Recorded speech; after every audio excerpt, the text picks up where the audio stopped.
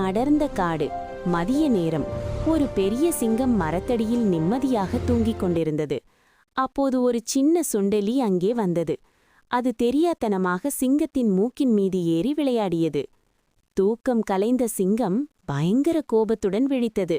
தனது பெரிய பாதங்களால் அந்த சுண்டெலியை பிடித்தது. என் தூக்கத்தை கெடுத்த உன்னை இப்பவே கொன்று விடுகிறேன் என்று கர்ஜித்தது. சுண்டெலி பயந்து நடுங்கியது. காட்டு ராஜாவே, என்னை மன்னித்து விடுங்கள். தெரியாமல் செய்துவிட்டேன். என்னை இப்போது உயிரோடு விட்டுவிட்டால் என்றாவது ஒரு நாள் நிச்சயம் உங்களுக்கு உதவி செய்வேன் என்று கெஞ்சியது. இதைக் கேட்ட சிங்கம், ஹஹஹா, இவ்வளவு சிறிய நீ எனக்கு உதவி செய்யப் போகிறாயா என்று ஏளனமாக சிரித்தது. இருந்தாலும் சுண்டெலியின் மீது இரக்கப்பட்டு அதை சாப்பிடாமல் விட்டுவிட்டது. சுண்டெலி தப்பித்தோம் பிழைத்தோம் என்று ஓடியது. சில நாட்கள் கழித்து வேடன் ஒருவன் விரித்த பெரிய வலையில் சிங்கம் மாட்டிக்கொண்டது. எவ்வளவோ முயன்றும் அதனால் வெளியே வர முடியவில்லை.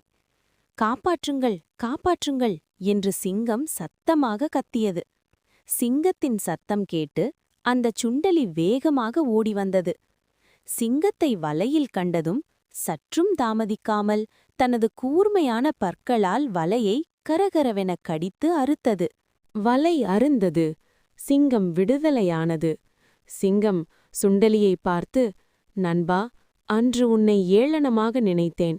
ஆனால் இன்று என் உயிரைக் காப்பாற்றிவிட்டாய். மிக்க நன்றி என்று கூறியது. அன்று முதல் இரண்டும் நல்ல நண்பர்களாயின.